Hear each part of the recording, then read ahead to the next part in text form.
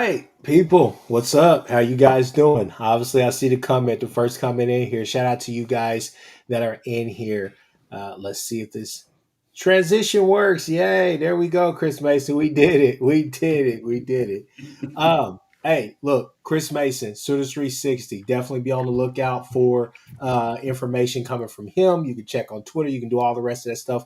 Follow everybody that's giving information about this portal comeback that's going on, but definitely Chris Mason. Get over there to Sooners360.com, Sooners360, the podcast. He will be dropping a Wednesday night pod. He'll probably be on with Jason as well Wednesday morning to give more updates, recaps, all the rest of that stuff. So definitely get over there to Sooners360. And the Patreon is only $2. And of course, like, subscribe, do all those different things for the Horns Down podcast as well. But we are here with more recruiting info. Guys, we've been at it for a while. We've been really working this circuit, talking about it, all the rest of that stuff. So we're going to jump right into it.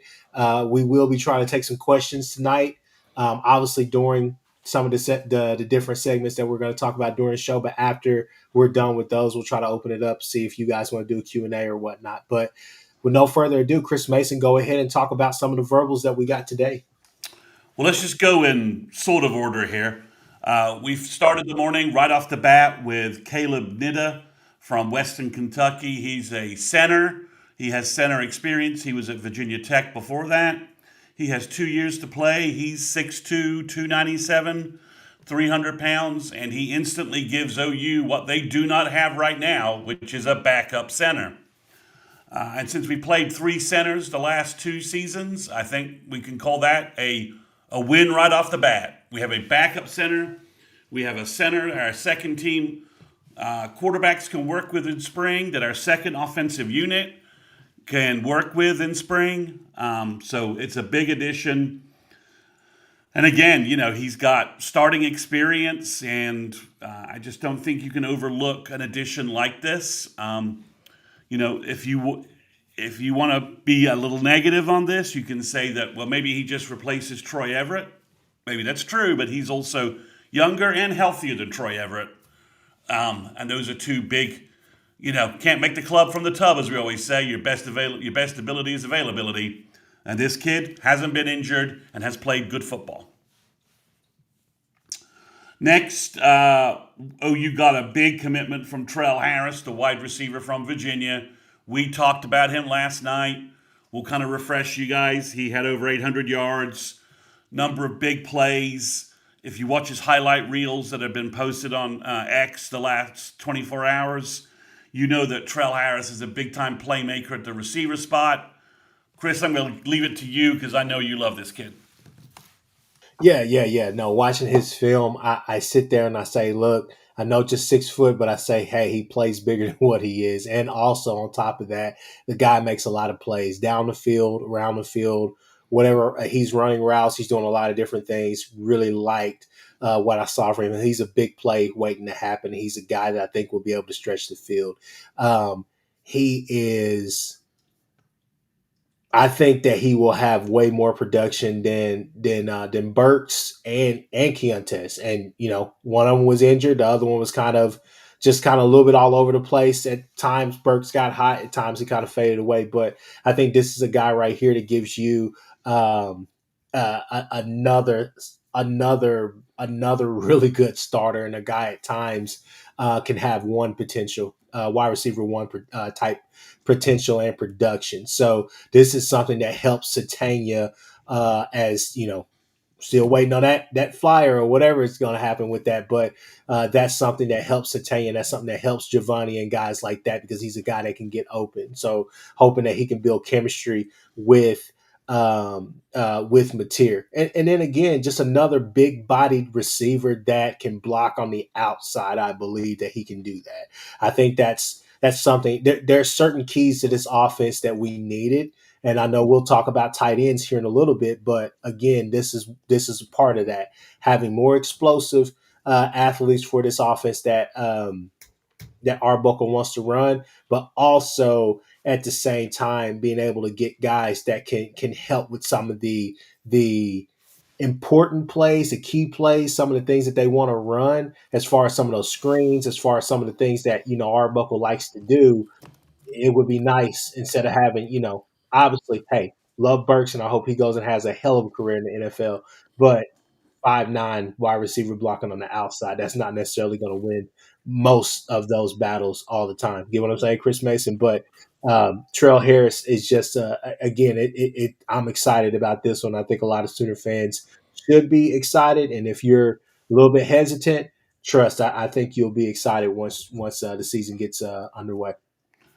Chris, do I get a sense from you that perhaps Trell Harris is a better complement to Satania than Burks? That Burks and Satania were a little too similar in terms of stature and what they provided. Yeah, I know when me and my uncle we talk about it a lot, and he says, hey, Burks, and I think a lot of people in the comments as well. We have some really smart listeners. A lot of people were like, "Hey, Burks looked good at slot." It was kind of a thing where he kind of got pushed to outside, which we know he can be an outside guy, but I kind of feel like he's more of a slot in this offense that we were running. But I think those two kind of they meshed well enough, but I think these are guys that can actually, kind of push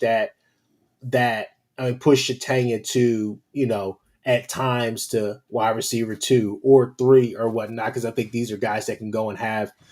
This is the type of guy that can go and have a big game. So, I mean, it really just depends on what is the development behind him. Where is Elijah Thomas?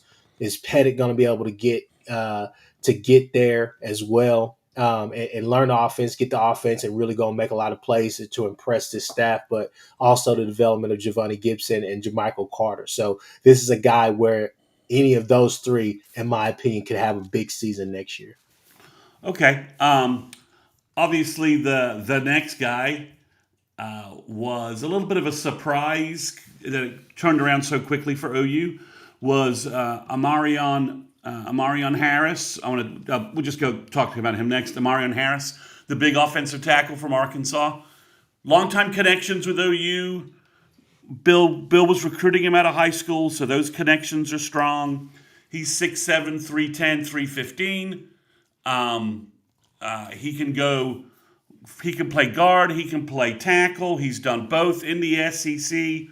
I think, Chris, with Nida and Harris, the big deal here is that you go from 5 guys with Division I starting experience when the morning started, and you end the day with 7 on the offensive line. So you've got a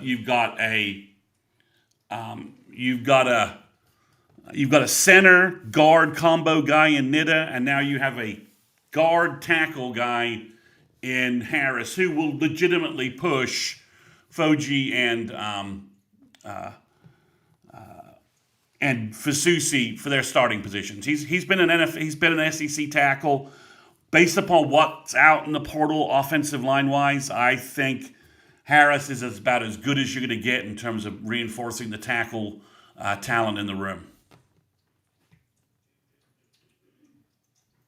Is he a guy that you see sliding inside as the season starts with Foje still being outside, or kind of where do you project him to be? I think you probably keep him at right tackle, and you have Foji kind of cross-trained at tackle guard, and you see how that works with Ozetta, who I think we should be cross-training at guard center, so that we've got 3 guys ready to play center. So I think that's a little bit of how I think they're going to play it. They're going to play it right off the bat. All right. Well, keep on going. All right, then the guy we've been talking about, Lloyd Avant from Colorado State, was next. He's a running back. He's also a kick returner.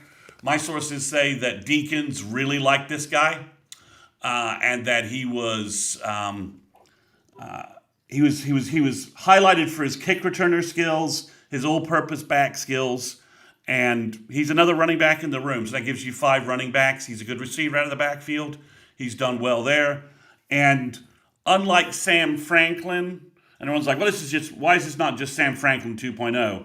Well, OU has a role for this guy right from the jump. He's going to be the kickoff returner. So while he's supplementing the depth in the running back room, he has a special teams focus, and maybe we'll actually see some decent kickoff returns next fall. That's what I'm interested to see. I had a friend ask me today. He's like, I think he's a solid back. He could potentially, be in the mix for as far as running back. He said at least in the passing game. I said, yeah. So I think they're going to carve out a role for him. Our Ben G is in here. He's going crazy in the chat right now. But I could see that guy if he's explosive. Now I'm not saying he's the same guy. I think Nimblett was doing his thing for Texas this year. Obviously, we saw that up close and personal, especially when we get pushed in the back. But regardless, though, I digress, Chris Mason. All I got to say is that he could carve out a role there because, like I told my aunt, um, this offense, especially with some of the ways they wanted to use odd. If you go back to the Texas game and a couple of games, they threw odd screens. I think Temple, right? They threw odd screens. They had him run a couple of times. They showed a couple of things that they wanted teams to see, but also there were plays that just never, guy can't catch. Mateer maybe's throwing behind him, but mostly I don't know. The odd situation was really weird, and I get that, but there were certain things that they wanted to try to do for him, swing passes, all types of stuff, and it just never worked. So the whole Some two back stuff, and then motioning yeah, odd out into the slot. We never got any of that, and obviously this kid can do this, and yeah, he's got some talent. Again, this gives you five running backs in the room. OU wants to be a playoff team, and part of being that is means you're going to have to go through a 14, 15 game season. You mhm. need to be load carrying with your top guys and load carrying. So this is a guy that you don't always have to keep, your primary running backs in the game. So, you can use him in this, get in some reps. And from that perspective, so I think this is a good addition. And like I said, they've carved out a role already for him, kickoff returner, which means we won't see any of our other core skill guys on kickoff returns, which is good because if he's able to get some returns in, your offense can then hit the field and you don't have that guy not available for the it first rep. it was I was telling a guy earlier at the gym this morning. I was like, "Hey, that has seemed to work out for us in our favor because the last couple of guys that we've had returning kicks, we allowed them just to focus on their position, right? As Billy Bowman, Peyton Bowen, let's not get these guys injured or whatnot. But if we can have a true difference maker, and I'll be honest with you, whatever I think Doug Deacon, right? Yeah. Yeah, whatever he wants, I think we get it for him because you don't see that much attention to detail on special teams all that often. I think that he's doing his thing. So definitely excited about that get and excited about what that could be. That kid has some speed. I've watched. He got a little twitch, so we will definitely be checking that out. I'm excited to potentially. I don't know what they're going to do this spring. Again, me and my uncle were talking. I said, do you think that there's going to be a spring game this year with this one portal? I mean, one like transfer portal window being there, and even he was just like, I have no idea. He's like, I doubt it. I was like, yeah. It's like some schools will still do it.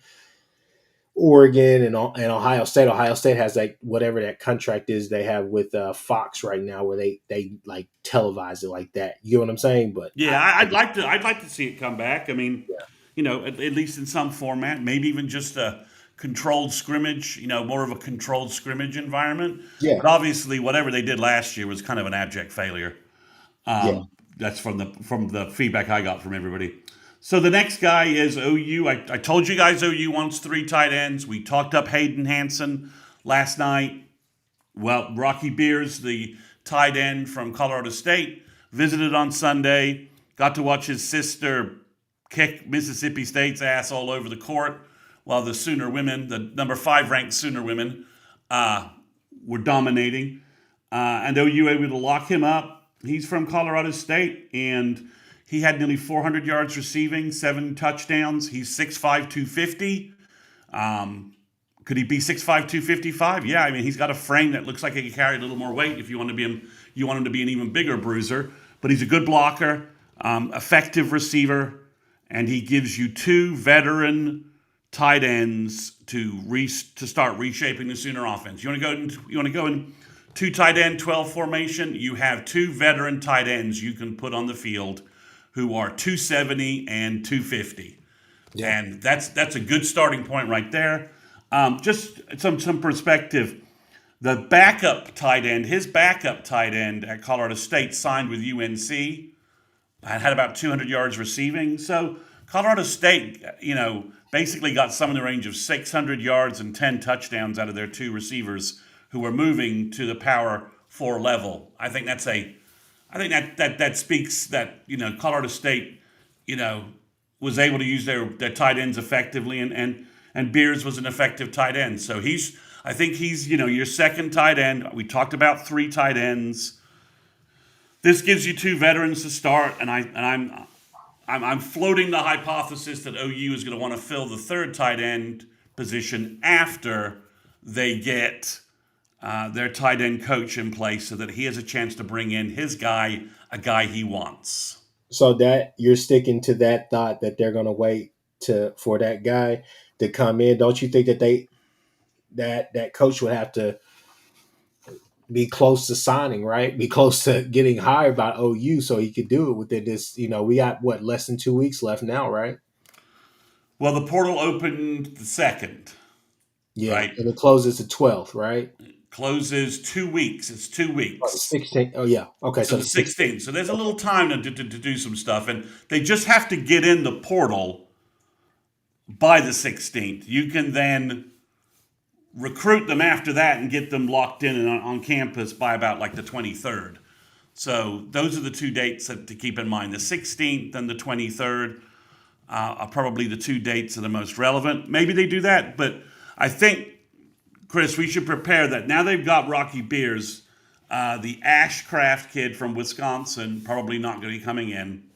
And we'll see if they move on the UConn kid, and we'll see if the big Texas A&M kid is going to K-State following Klein or not. So we'll see what's going on from that perspective. But you got two tight ends in. They want a third tight end. I think we just, this, so that's the next commitment.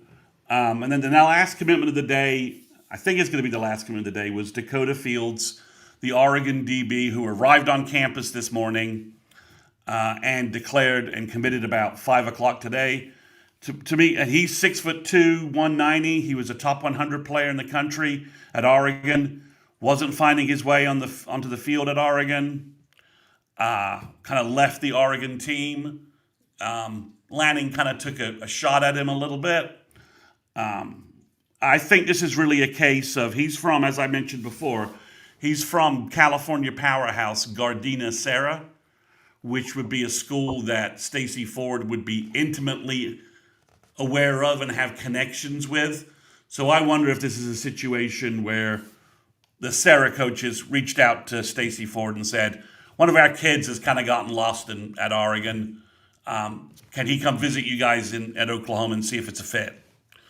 And obviously, I think OU has the culture in the safety cornerback room, and on the defense in general, where I think OU brought him in. You can guarantee Brent asked him some tough questions, and OU felt comfortable enough to move on and take his verbal commitment. And he adds depth at cornerback. This is a sort of a class replacement for Devin Jordan and Malik Hawkins. So this gives you a big guy. He could probably play safety as well. He's 6'2", 190. And this is OU probably saying we feel comfortable that in the same ways that OU was sort of able to rehab Kendall Daniels and Marvin Jones Jr., I think OU feels comfortable about their room and the leadership they have in that room with guys like Boganowski, Eli Bowen, Peyton Bowen, Reggie Powers, that they know that they've got the kind of support and the leadership in the DB room to bring Fields in and see if we can make this work. Yeah. No, I agree with you. Keep going. That's the commitments right there. So I think, what we've seen so far is obviously guys tend to come in and then they commit the next day after getting all their paperwork ironed out on campus, and then seem to commit the second day. So if that's the case, I think the names we should be looking for tomorrow are, at this point, barring some other information that's not out there as of 9:27 Eastern time. I think we should be looking for a commitment from Parker Livingston and Mark Van Sumeren, the defensive tackle from Michigan State. OU seems to be very confident about those two guys. So is Livingstone still on campus right now? Sorry? I said, is Livingstone still on campus? I believe so, yeah. I mean, he came in this morning. The first we got a Instagram photo about noon. So maybe the visit will extend into tomorrow. Just looking around, getting a feel for OU. Of course, he's been on campus a couple of times before, but yeah. So let's talk about him. So with Parker Livingstone, you get him. Are you through in the portal for a wide receiver, or are you going to get another one? I think you're through. Trey Richardson from Vandy. I think once OU got Trell Harris, I think that was kind of like, okay, we've got our speed guy. So I think if they get Livingston, they probably do not bring in anybody else. They might bring in the Dozier kid because he has some connections to Satania, and just maybe kick the tires there, see what they think. They may not. But I think 2 portal wide receivers makes the most sense. Guys, we haven't got an official thing from Satania, but Satania on social media was asking OU fans, and now on social media asking the Norman community and the OU community to help his parents. I think maybe it was his grandparents or his great aunt, in Jamaica who've had devastation from that hurricane that occurred prior this fall. So I don't think Satania is going to be doing that because it seems pretty callous to be asking the OU community to perhaps help some folks in need that are connected to him to then jump into the portal or to go pro. Well, I'm hoping that Kip, and Matir I mean, whatever's official, whatever they're gonna do, you know how these kids are. Yeah, I mean, just like Daniel Kimmy, all the OU coaches retweeted his charity efforts he did in December, where he was working very hard to provide resources to families in need during the holidays. I don't think they're doing that if all the coaches aren't doing that unless Daniel Kimmy is staying, and obviously all signs indicate that he is. So I think Satania is. I think the OU coaches know he's in, and yeah, well, so exactly. So but I think we're down. I think Satania's coming back, and then you've got Livingston as sort of the X kind of kind of a big flanker, and then you've got Trell Harris now that you've got your 3 starters, and then you are going to play and develop freshmen and young wide receivers per the edict from Jim Nagy in every interview that I've seen from him. So I think it's going to be battles out there, and the whole thing is don't count out Giovanni and Jermichael Carter. I mean, no. I think that you're going. I'm hopeful that you see a more of a rotation there at wide receivers. So no, I mean, I think that's a good question. It's just are we done if we are able to get Livingstone, or do we have to, or are we going to still be going? Chris Mason, there is something I do want to talk about on the D line. So we can talk about the Van Sumeren kid here in a second, but looks like they offered a DN from UTSA. What's going on with that? Yeah, they offered Kenny Ozowalu. Mm-hmm. He's from San Antonio. He's 6'5", 270. He had a pretty good first year. He redshirted, added 30 pounds. Had a pretty good first year at UTSA, 6 tackles for loss, 3 sacks. I think OU's thinking that they want to bring him in and he'll be a development piece, so that when they they'll play him, bring him in this year, get him into the rotation, get him comfortable with the defense. But it's more a 2027 move. Yeah, because you would lose, all things being equal, we expect to lose Taylor Wine early to the NFL, and PJ graduates. So you lose 2 defensive ends. This guy means that maybe you don't have to be in the portal looking for a defensive end next year, that you've got this kid who's a big defensive end, Danny Okoye as your speed rusher, and then you got Wyatt Gilmore, and then you got those three guys Crew Jones will be on campus. Potential. Daniel Norman, Yeah, Matthew Nelson, yeah. whoever else we add. So they give you three upperclassmen for 2027 on the defensive end side of the ball, at the defensive end position. All right. I was just wondering about that. I was like, He's what? a big kid. If you see the photos Yeah, no, I've seen the photo. of him next to Chavis, he's a big freaking kid. Yeah. So yeah, Van Summeren. So do you expect that to happen? Who is the next person to pop? It should be the Van. I mean, I said Van Buren. Excuse me, Van Summeren. It should be It Van should be Van Summeren. Sumeren, who had 52 tackles for Michigan State last year. Started for them in the in the Big Ten. He was the fourth leading tackler on the team from the defensive tackle spot. That's pretty damn impressive. Yeah. He's 6'3", 300, 305, 310 range. Would be a veteran that you could plug into your defensive tackle rotation and just plug in the need. So for plug that need and give you the depth that you want.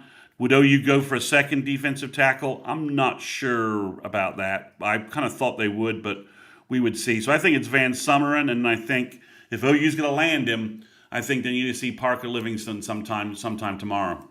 What spots, as far as you're concerned, do you think we're done at? Would you say cornerback, probably D line if once we lock up Van Summeren, and if we get the DN from UTSA that you were just talking about, would you say we're done? Well, we're not done defensively. We're done with those two spots at the very least. I don't see us adding another cornerback. There could be a safety that pops in that interests OU. There's no noise there yet. I think OU would be done at cornerback, and the only question would be if they can get Van Summeren, do they want to go for another defensive tackle, and what strategy are they going to follow there, Chris? Are they going to look for a young guy that is struggling someplace and needs a change of pace, or are they going to look for? I don't think they need another senior. I don't think you need any more veteran defensive tackles. So I just wonder if they go defensive tackle, do they go young and somebody they can bring in and add to the mix, or someone who would be an upperclassman next year after you potentially lose Stone and Jaden Jackson. So I think that's the question at defensive end. Yet I think it's this one kid, and if they don't get this kid, OU may pass and not add a defensive end. So let's stay on the defensive side of the ball, but keep this. So there's two questions in here. So Jimmy Satterfield said, will they go after another running back? We'll talk about that right after this. But T. Boomer, he said, hey, we need two linebackers. So what's going on? Because I've seen the San Diego State kid, the Chambliss kid, just committed to Nebraska, right? So. Well, that doesn't really mean anything. Nebraska doesn't seem to be holding on to their guys very well. They just lost their quarterback, and they're kind of freaking out. Yeah. But yeah, I mean, Cole Sullivan, the Michigan linebacker we talked about last night, seems to be still deciding between OU and OISH and Michigan, going back to Michigan. So I think there's a chance that if OU gets Cole Sullivan, OU might call it a day, but we are still waiting on what OU does with Owen Heineke. I think Kip's coming back. Otherwise, you would have seen OU bringing in a lot more linebackers and trying to get guys to commit. OU is waiting on what's going on with Heineke. They have the Gideon Lampron kid visiting in this coming weekend on the 9th, coming in on Friday the 9th. So OU's just trying to figure out what's going on with the linebacker position. If they lose Heineke, I think one linebacker is a must, and then I could see them adding a second linebacker. But it just depends. If they get Heineke back, I think you just take one guy. And I think they would call the Cole Sullivan kid is the player they would like to get there. So it's fluid there at linebacker until we can get some answers on Heineke. And the NCAA throwing eligibility years at basketball players left and right may have opened them up for a chance to get something. Chambliss, his lawyer, is sending notices out daily from Ole Miss. So I think I think I could see the NCAA just saying, just shut up. Here's your waiver. Go away. Yeah. Just from that perspective. So if Heineke gets his appeal, and then you bring in the Cole Sullivan guy, and you've got James Nesta, and you've got Samo. You've got a pretty loaded linebacker room for next year. So, two-part question, real quick. So, first off, do you expect Nesta to compete for playing time next year? Do you think he's still in that BV program, linebacker program? Yes, And on yes. top of that, hold on. On top of that, I think probably the more important question just right now is where is Cole Sullivan? Is he still on campus? I think that he's No, supposed he's to. back home. He's back Oh, he's home. back, yeah. So yeah. So he'll be meeting with Michigan and all the rest of that stuff because I know OU is supposed to. I'm sure OU is going to try to, get another meeting or something like that at some point with him. It sounds like OU's going to try and, has basically asked, well, if you're going to let Michigan do an in-home, will you let us do an in-home? And Yeah, I think the general thought is that they said, yes, yeah, sure. We'll let you make a last pitch as well.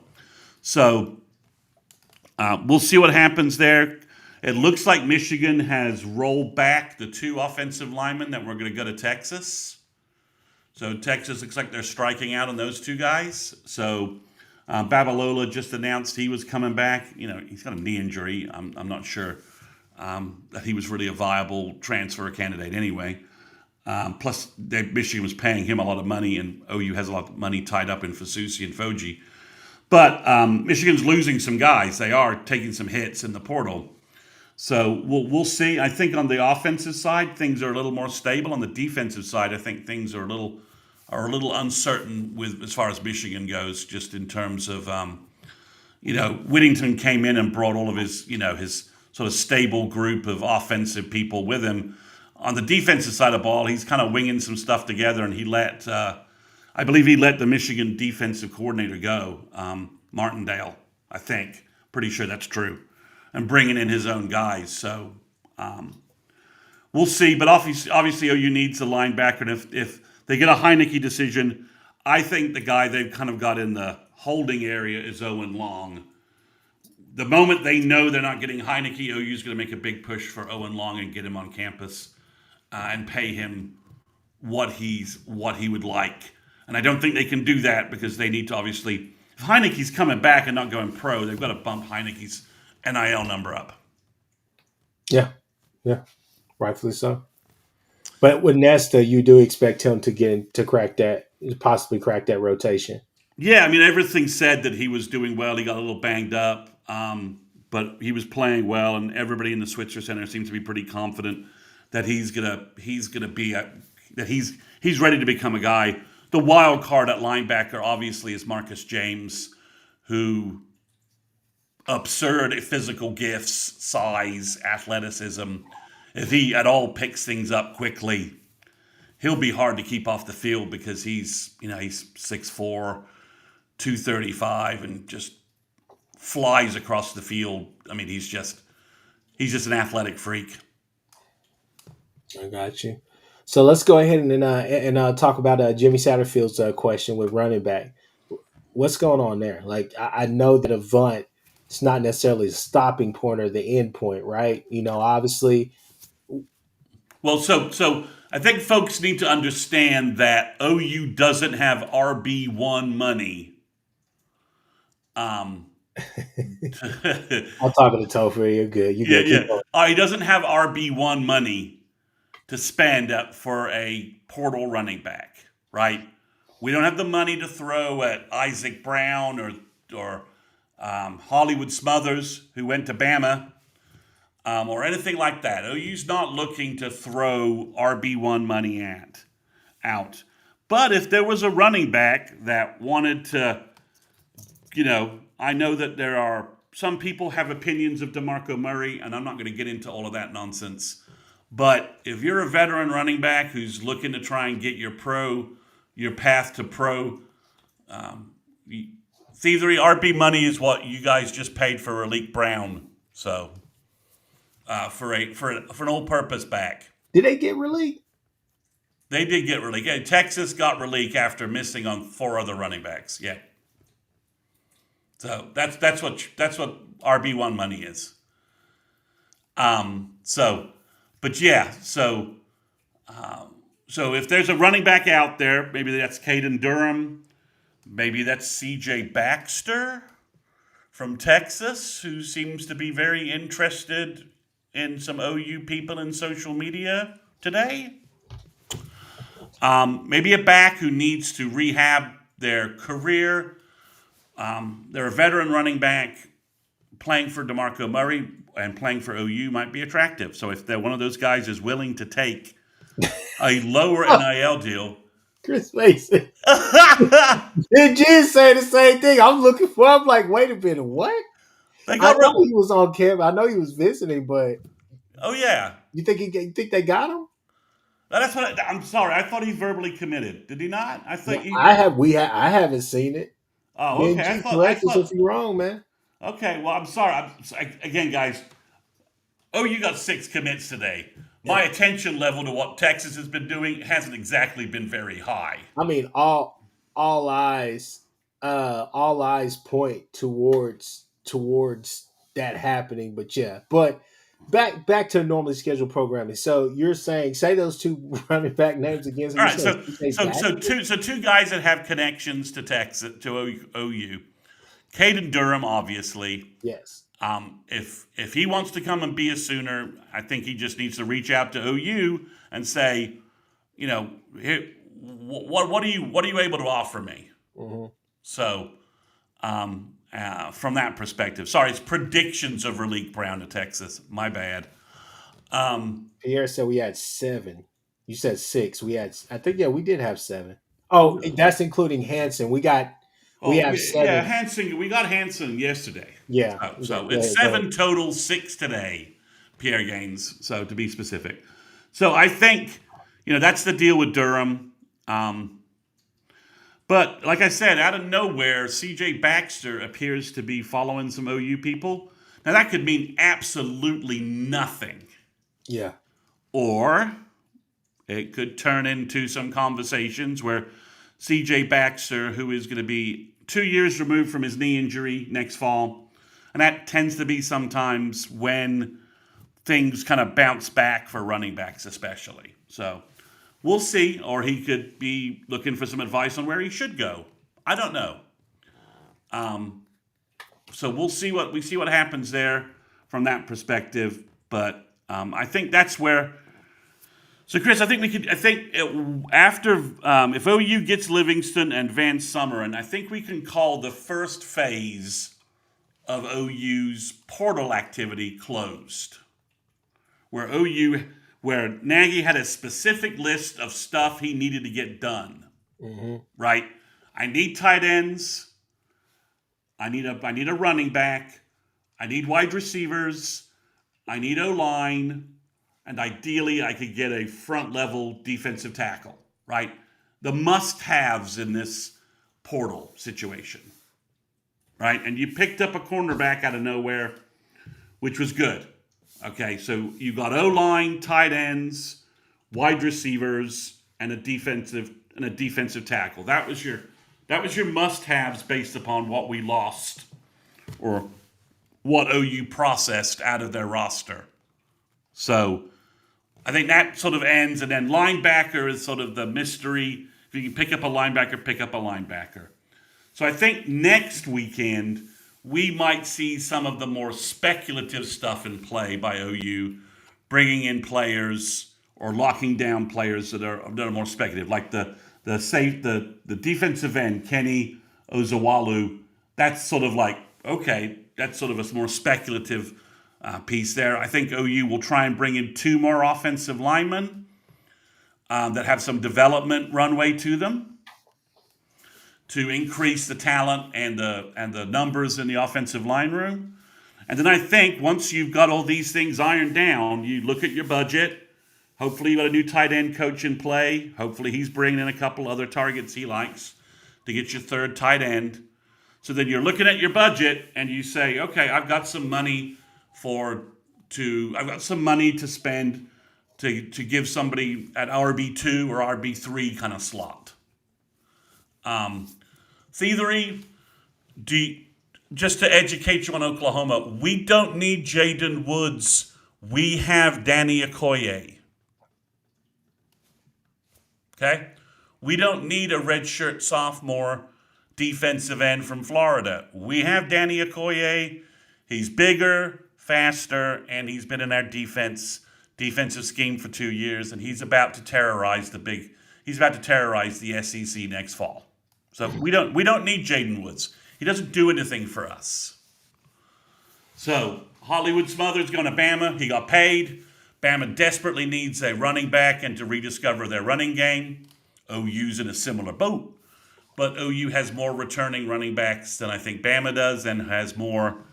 And OU likes their incoming freshmen maybe a little bit more than maybe Alabama likes theirs. So they've got a really talented. They signed a really talented high school freshman. So we'll see. Thank you, Boomer 129. We do have Danny Okoye. We don't have to. When you have developed depth and talent on your roster, you don't need to go out to the portal for starters every time.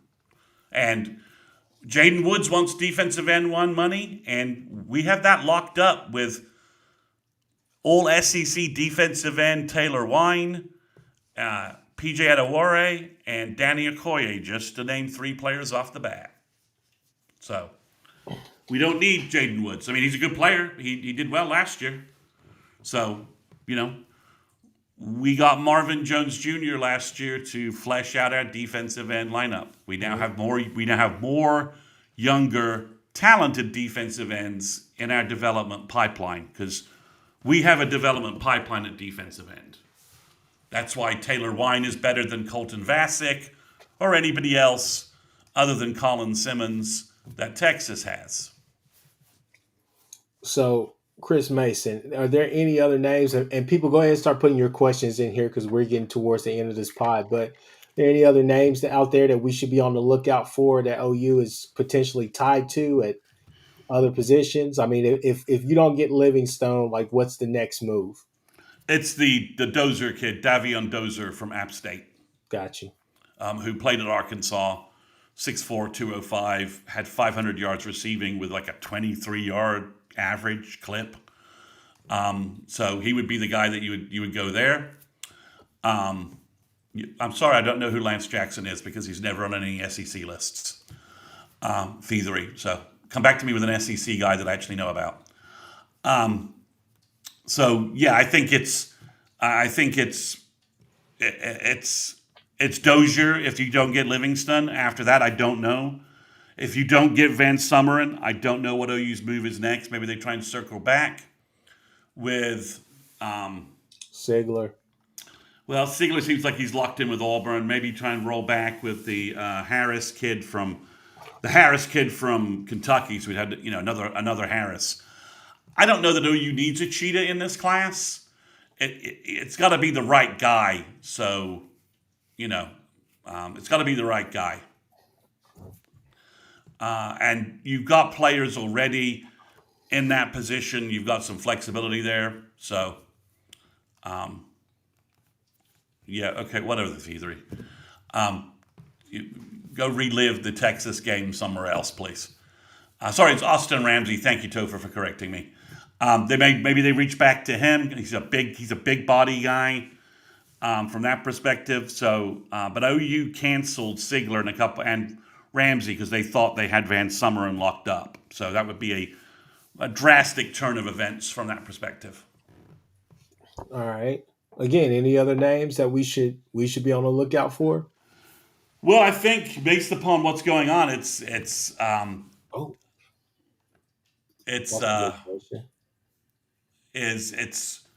linebacker from Bowling Green. Is it Gabriel Lamprod? I think that's his name. That's the only other guy I think has a scheduled visit right now for January 9th. OU's brought in a lot of guys. Over the next couple of days, I think you're going to see more visits scheduled for next weekend. But right now, if you get Livingston and Sumeren, that puts you at 9 players. And I think somewhere in about a 12 to 15 class is probably where exactly OU wants to go. The Georgia Tech offensive lineman, everybody keeps saying that he maybe is going to Florida following their offensive coordinator, Busta Faulkner. So we'll see what happens there. If OU could arrange that and bring him in. I think that would be an interesting addition. Although you got the Nida kid, so there's a little bit of duplication there. So we'll see. I think now that OU got Harris, Amarian Harris, and Nida, I think the next two offensive linemen will be some guys that have some more playing time. Some guys with 3 or 4 years that OU can develop a little bit. Let's go back to that question that was asked up here. Who's Mateer's backup? Yeah, my gun sweetness. My gun, yeah. Okay, so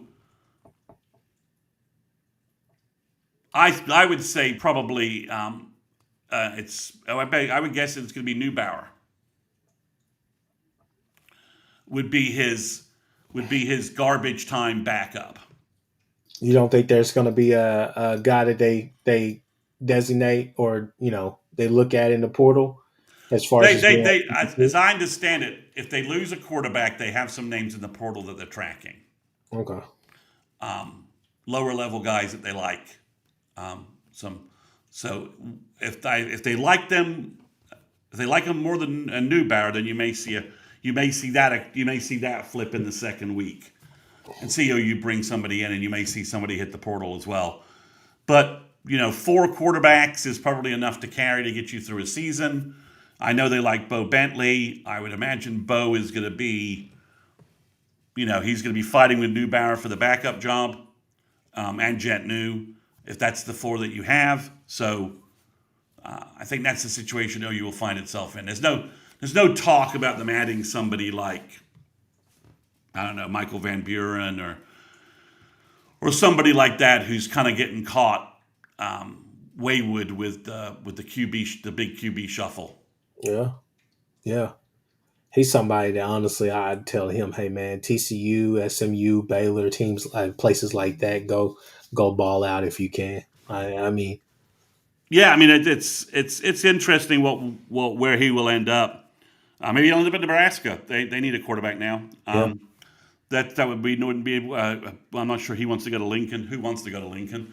But yeah, as where I was just thinking of that. Boomer 129. He said Dylan Raiola is still available. Where is Raiola? What's going on with that? You would have thought his name would have been. Well, and the key question is what's going on with Dante Moore, and what's Oregon going to do if Dante Moore declares? Yeah, which I honestly think that he probably should, simply because his class is just so weak.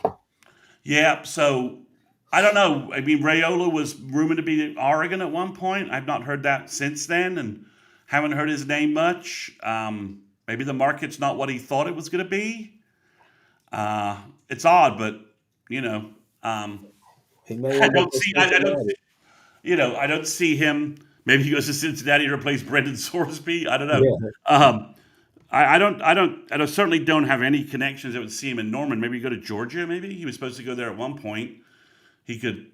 I think Gunnar Stockton is a year ahead of him. I don't know what's going on there, but OU. There's no signs that OU's looking to make a splash at backup quarterback. At least not right now. Maybe that changes, but right now they're not. I think it would be more of a surprising name. From that aspect, like a name like, oh, who's this guy? Well, some guy Nagy found. I think it just popped. Raleek Brown to Texas. All right. So I was wrong, then I'm right. Is that what's basically you're saying? Yep. I'm looking for. Will Compton has some words. Has some words to say. Ashton Daniels is going to FSU. Okay, I'm trying to pretend I care about that. Sam Levitt to LSU. I don't know. I don't see anything saying. Jaden Gibson went to South Carolina. The Hawkinses have gone to West Virginia, which good for them. Hope that works out for them. I think Malik could have if he had untethered himself from his brother, Malik could have gone a lot of different places. But I think that's a spot where his brother could start. It's a scheme that should work for him. I don't know that it's going to develop him for the NFL, but yeah, it's definitely he can start, and that's where he just needs to start playing. So that's the good vibes there. But yeah, there's some mysteries out there. I think one last thing I would like to talk about, Chris, is that we can get to the late pick thing in just a second, but Chris, I think regardless of what happens on the field this fall, I think it's clear that the efficiency, execution, and efficacy of the front office was highlighted today, Yeah. right? You got 7 kids in early that you wanted, and you landed 7 of them. Yeah. And you got key guys that you wanted. You have a game plan. You got guys in you wanted, and you got them. So, hey guys, when you're posting names and stuff, guys, please don't give us please let us know if that's your opinion or if you're seeing something on Twitter, guys. Michael, Durham to Florida, sure, that could happen. If that's actually signed, then say that, please. Just say.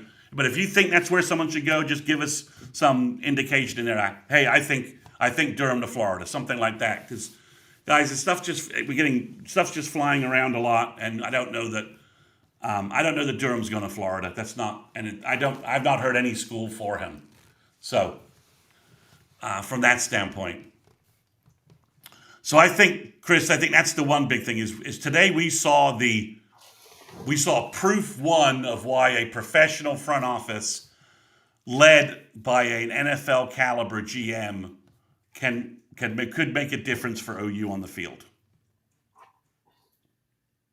I mean, this is the portal they were prepared for, and they executed everything perfectly today. They had contracts signed, got the guys they wanted in, and didn't leave Norman until they put pen on paper. They got locked down. They negotiated very easily. Didn't have any problems there. I mean, there's stories of guys like Calandro, the ex-Boston College QB, who's may go to Georgia Tech or FSU. He showed up at FSU and his money guys ran into a wall with FSU, and he left after an hour.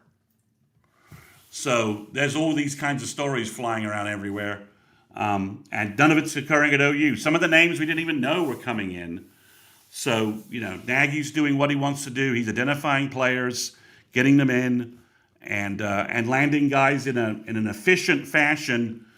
Where OU had basically, I think 10 guys come in for visits this weekend, over the weekend, not counting Livingston and Van Summeren, and they landed 7 commitments. So that's a very high efficacy rate in terms of the guys you're bringing in. So I think that's the big finding of the day is that a professional front office staff that is preparing for portal day for 3-4 months in advance is maybe the future of college football. I concur. I really like this staff. I really like what they're doing. You know how I feel about Nagy. I've always felt about Nagy. I think Nagy is going and doing work. I think he's been doing a lot of stuff behind the scenes. And one thing I would say that has been totally different in the past than in the past when we dealt with the portal is that we've never struck gold like this this early. It's always kind of been late. Like, what the hell are we doing? This and that. They're taking their time and dragging their feet. Blah blah blah blah blah blah. And now you're seeing things happen. It's been a lot of really solid pickups. So now it's time to get the rest. Hopefully we get Livingstone tomorrow. Hopefully we get Van Summeren tomorrow, and we keep on trucking. I think for me, it's about getting another. I think it's about getting another running back in there as well. I think you got your tight ends. I think that you got 2 of your tight ends. I think now you need one more. And I think you need to diversify and go get a receiving tight end. Not saying that these other 2 can't go and be receivers. I've seen them actually catch balls and all the rest of that stuff. And I think that again, they're part of those keys as well that I said to this offense because now you have those inline blockers. Now you have those guys that can hold up and help the run game. I think help is on the way for the run game for sure. But you have to have production and you have to have healthy guys that are available. So I think you're doing all the right things, but I think this staff has done an incredible job really identifying what's going on. You know, getting the boosters, selling everything, selling not the dream, but the actual pitch to everybody to get them ready to be able to go after just about whoever they wanted to. But I think now you're seeing that, yeah, these guys may not be the Cam Coleman or whatever, but I think at the end of the day, you're not just getting quantity, you're getting quality. You're getting a lot of guys that, you know, a lot of other teams really wanted and would have usually have gotten, but oh, you stepped up to the plate and got these guys. Trail Harris, I think that's going to be a huge addition, but I've been really impressed with what they've done over these past couple of days to get all this stuff done. And people were screaming for Rocky Beers, got Rocky Beers. So I mean, you got these kids to campus, and for the most part, you got who you wanted. So I'm excited about it. Yeah, you ID'd who you wanted. You landed them. Hayden Hanson was the number one tight end you had on the board. The number one sort of, this is a guy we just don't have. This is the physical body type we need for the SEC, and we don't have it. You go get that guy. You add another guy who can, so you're playing 12 formation stuff. You have two veteran tight ends who can hit and have the physical mass and strength to just, block SEC players.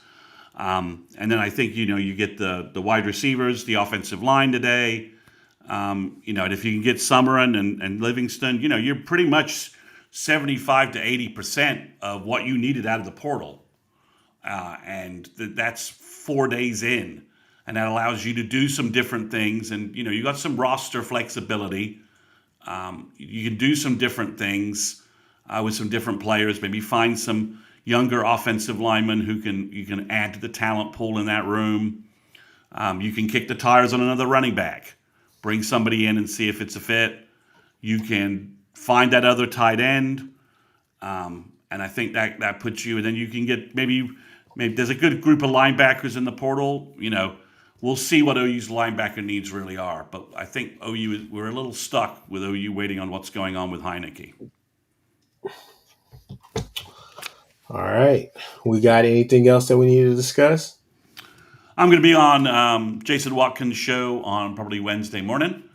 We're probably going to take a pass tomorrow unless some verbals come in and we maybe have a quick show to talk about them. But other than that, we're going to keep giving you guys updates on the portal. And I think next weekend, the portal information and who's coming in could be very interesting in terms of what is OU's strategy with the other 4 or 5 spots that they have to use in the portal if they're able to lock down Summer and Livingston tomorrow.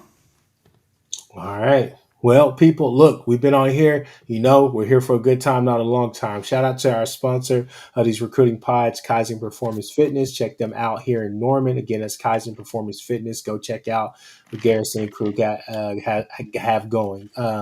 But with that being said, look, like, subscribe, do all those things for all 3 channels. You got the Hall of Fame College Football Podcast with Jason and Coach. You got the Horns Down Podcast with myself, and you got Students 360 with Chris Mason. So until next time, people, we will be back with more once something pops. So again, like Chris Mason said, we may be back tomorrow. So definitely have those bells already clicked on and all the rest of that stuff. That way you get those notifications